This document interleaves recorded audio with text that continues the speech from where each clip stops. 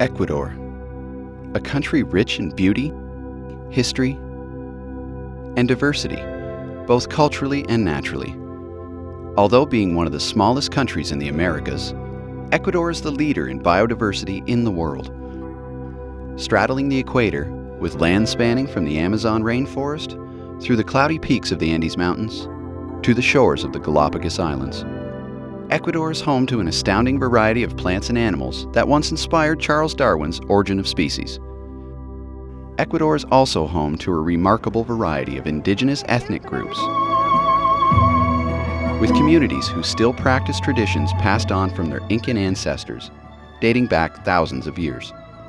Despite the richness of cultural and biological diversity, Ecuador is still a developing country, and the distribution of wealth is highly skewed, leaving around 70% of the population affected by poverty. In a country where even the basic necessities of life, like potable drinking water, is sparse, healthcare too has its limits to access, and in most cases, the quality is poor and the services offered are inadequate, leaving most Ecuadorians without even the most basic level of care. A serious medical condition among Ecuadorians is known as acetabular dysplasia, a condition resulting from a hip dislocation that has gone untreated. A very common practice for hundreds of years in Ecuador is for children to be swaddled at a very young age when going from place to place. While this makes for easier transport in this mountainous country, it is common for a child's hips to become dislocated and cause severe pain and immobility later in life. As a result, many people in Ecuador, young and old, suffer from this condition. With average salaries low and the cost of a hip prosthesis high, treatment is nearly impossible, leaving so many people to suffer, without any relief, without any hope. In Cuenca, a city high in the Andes, home of cobblestone streets, historic colonial buildings, and the Panama Hat, the team of medical professionals arrives. An orthopedic team of top skilled medical professionals from Calgary, Alberta, and London, Ontario, Canada. They have made the several thousand-mile journey to spend a week addressing the problem that causes many Ecuadorians to constantly suffer, giving the poor people of Ecuador the chance to walk pain-free. However, the team's journey began many months prior to their arrival. For almost an entire year prior to the team's departure, numerous fundraisers and sponsorship drives were held to make the mission possible. The True North team received overwhelming support from businesses and the medical community. All of the team's supplies and equipment are donated by thoughtful organizations looking to lend a hand. The team itself is also a donation of time, skill, heart, and hope. The team is led by Dr. Jim Powell of Calgary and Dr. Bob Bourne of London, and consists of world-class orthopedic surgeons, nurses, anesthesiologists, physiotherapists, and interpreters who have all donated their time and expertise to give something back, to aid those less fortunate than ourselves, giving hope to people who would otherwise go untreated.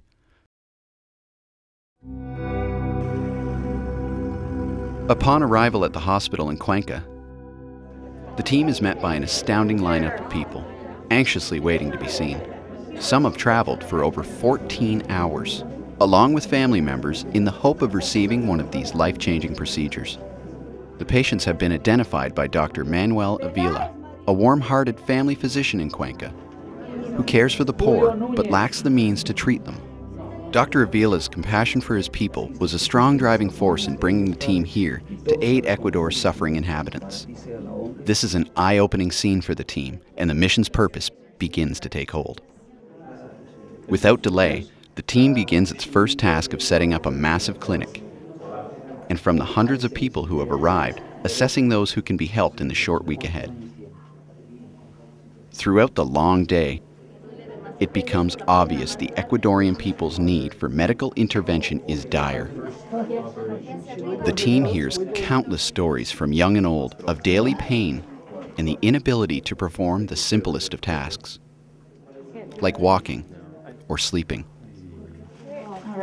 Upstairs, other members of the team are hurriedly unpacking and organizing all of the equipment and supplies that made the long journey with them. Space and shelving is very limited, but the seamless efficiency of this expert team to run 2 simultaneous ORs over the coming days starts with the organization of their self-sufficient set of supplies into a system that will support performing as many procedures as they possibly can. During unpacking, one team member notices that a surgical tray has been contaminated from the customs inspection. The team must hurry and sterilize the tray so it can be used in surgery in a matter of hours. Meanwhile, the team works well into the night, scheduling those who have been identified as good candidates for treatment. It's the early morning hours of day 2 in Cuenca, and the team is back at the hospital where surgery is already underway.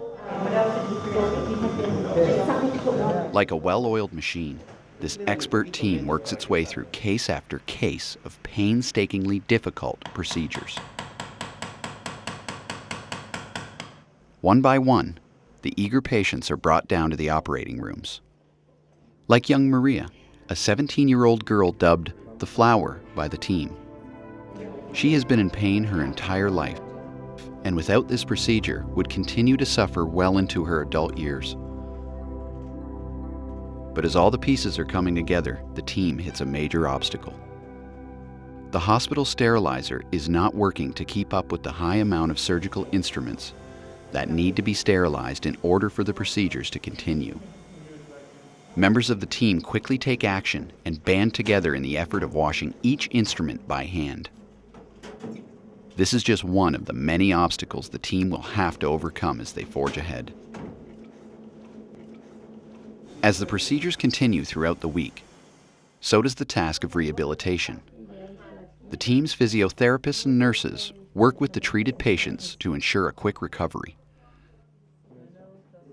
The team holds a seminar with the aid of an interpreter to teach the patient's family members how to make sure the healing process is successful once the patients return home, and to orient them on what to expect in the coming weeks. Throughout the remaining days of the mission, as the patients become mobile, just tell her I hear she's doing very well. a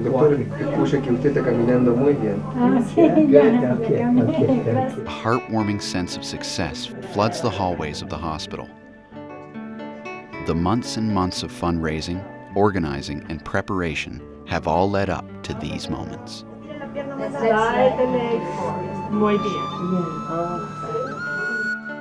To these small steps.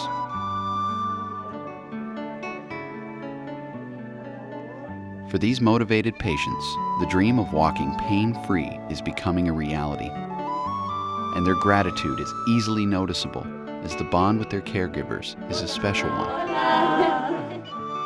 Many patients stood out to the team, like Angel, the quiet farmer from the jungle, who was badly injured and not properly treated after falling from a roof over 2 years prior.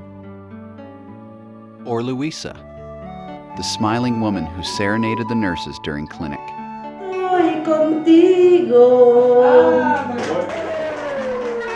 And whose gratitude is one of many examples of the overwhelmingly positive impact this team has had. When I am healed, I would love to come and visit you all in Canada. After a week of surgery, 17 joint replacements, and many hours of therapy, the team begins wrapping up the mission. We're making next year's operative list. We're at 13. But not before heading up to the ward one last time to visit the patients before they travel home. It makes for many touching moments as smiles and tears of joy and appreciation can be seen all around. The Ecuadorian patients and their families are so grateful for the team's efforts and show it by presenting them with heartfelt thanks, gifts, as well as blessings. The True North Mission Society will be traveling back to Ecuador in the coming April, where they hope to follow up with their patients and continue their mission with another week of surgeries.